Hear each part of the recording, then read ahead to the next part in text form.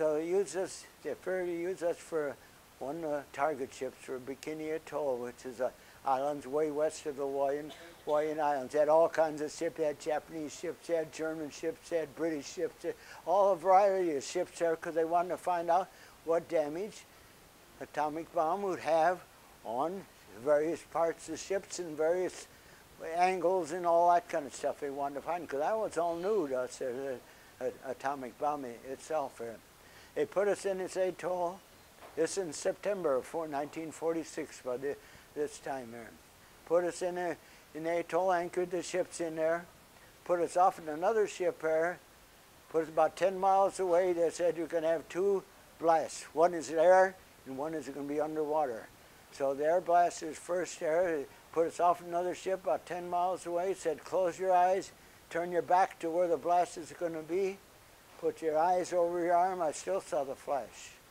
Now they want to find out what damage you have on animals. Now I'm a farm boy, so they put me in charge of goats, mice, pigs, and sheep, and put them throughout the ship itself.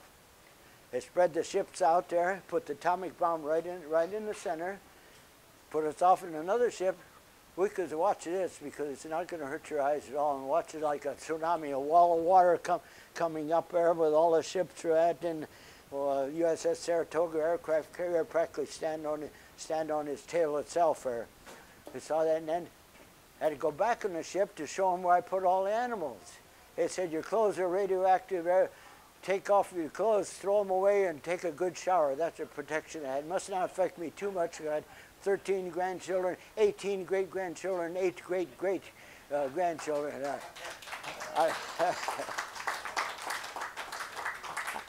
I'm a bionic man. I just don't have $6 million to go with it.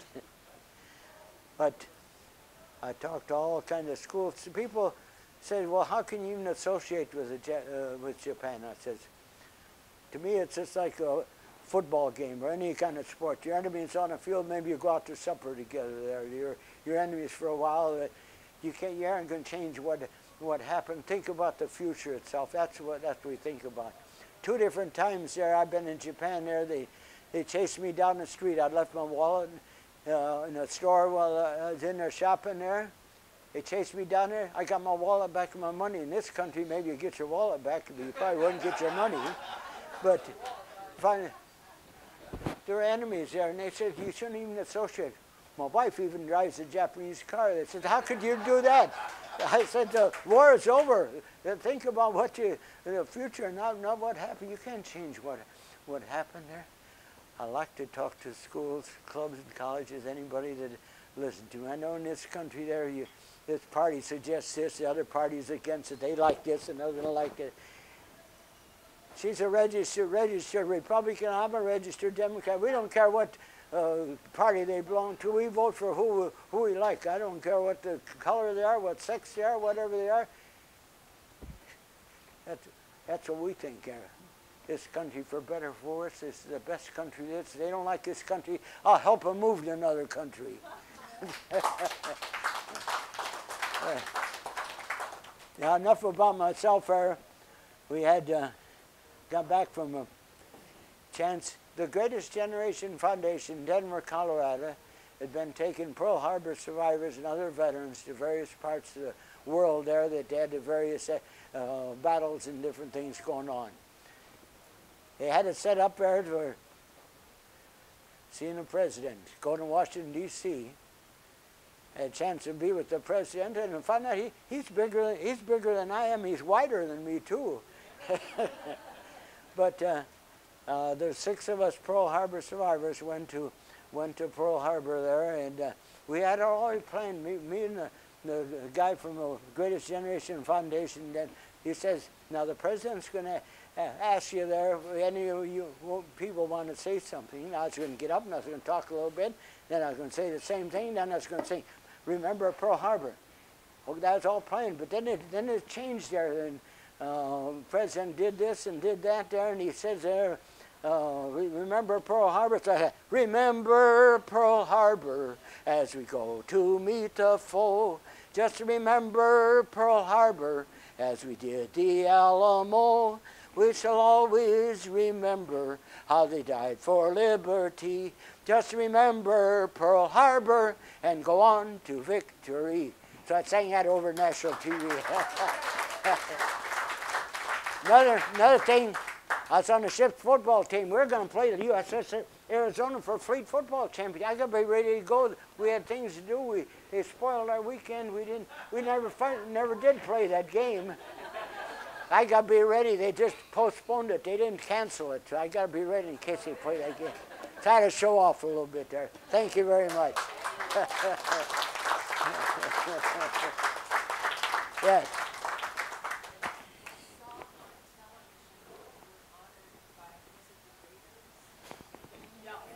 Oh, about a month before that, we've been working with the Haile Kaliki military school in Hawaii.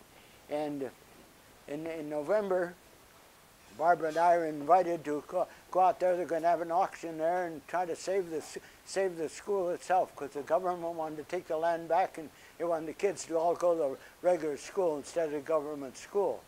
So we went out there to try to help them see what to do. They're going to have an auction and what do you call it, fundraising.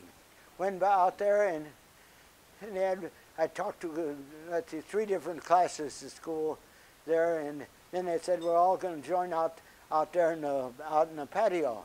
Out there and they'd sit over there, and all they started, and then I found out that they named the library after me. What a shock that was, and I got a trophy. I'm waiting for it to come. It's about this wide, about that high, and take two hands to carry it there. So I haven't got a trophy to show for it, but I'm proud of that fact there. And the kids, talking to these kids, because the kids are the future of our country. I think the biggest trouble that we have in this country, the kids that are not responsible for their own actions. They're spoiled by their parents. They're not accountable for their own actions. If I can talk to some of the school, if I get one or two of them even to think about being accountable and learn by experience and don't be afraid to make a mistake. If I could get a couple of them doing that, that'd be my reward. Cause if they do that, they'd improve themselves and improve their country. Like I said, for better, for worse, it's the best country it is. Thank you very much. Yeah, yeah.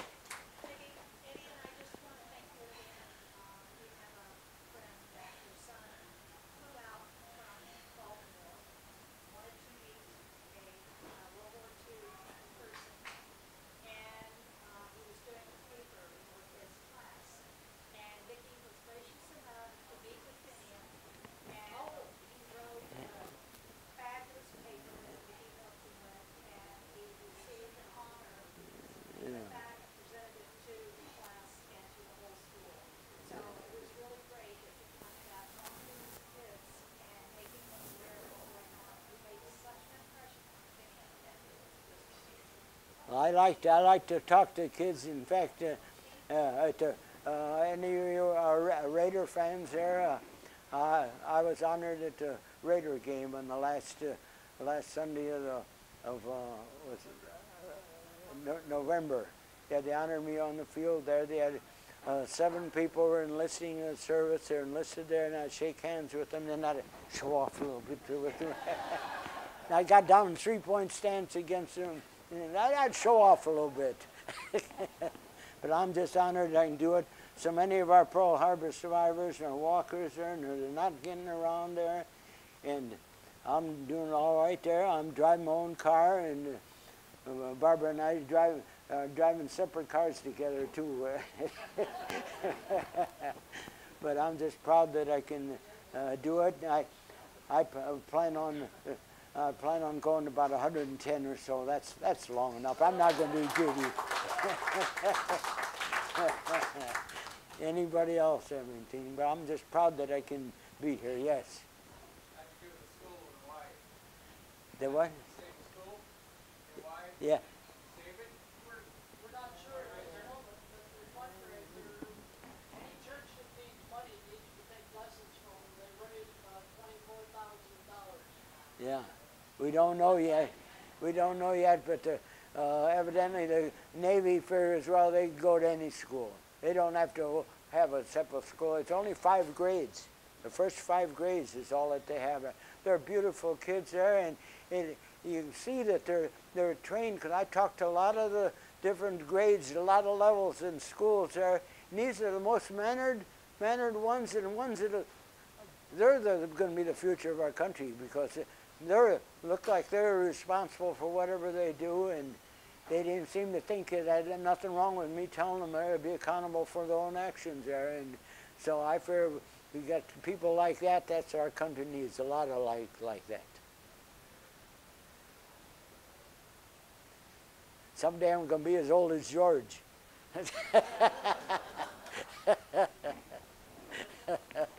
But I'm just proud that I can do it, and thank you for listening to me.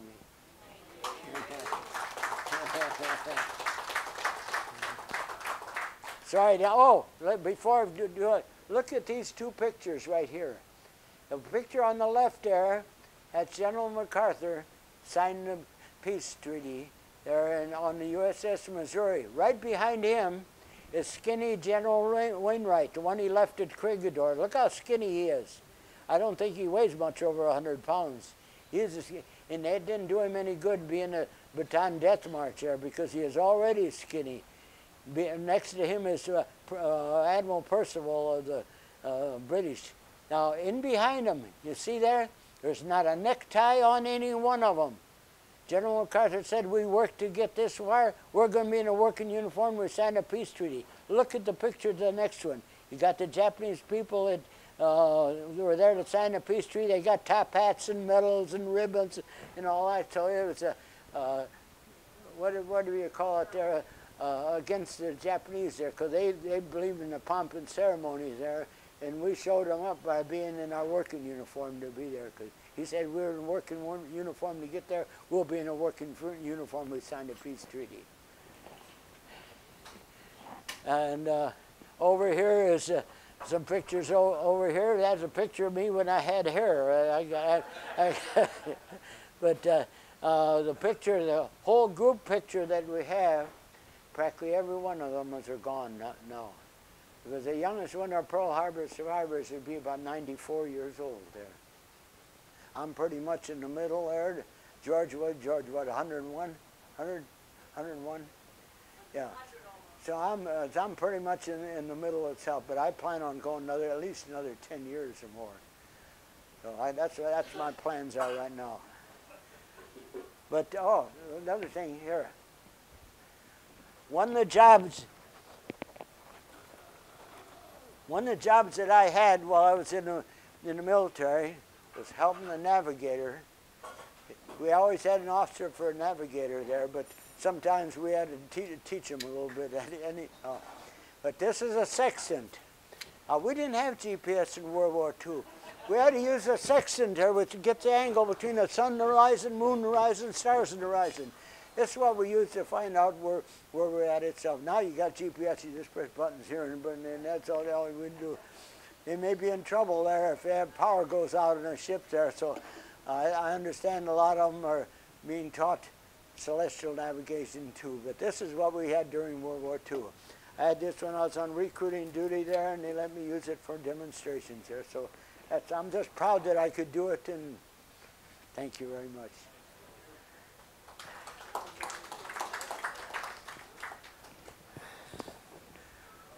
Okay. You want me to hand these out now? Yes, now. Yeah.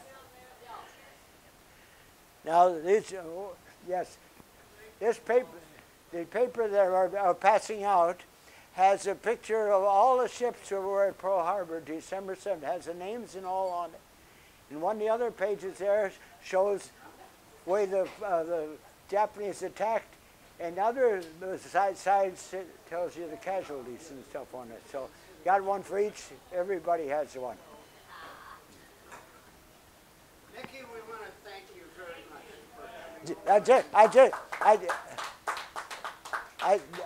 I just happened to be in the area.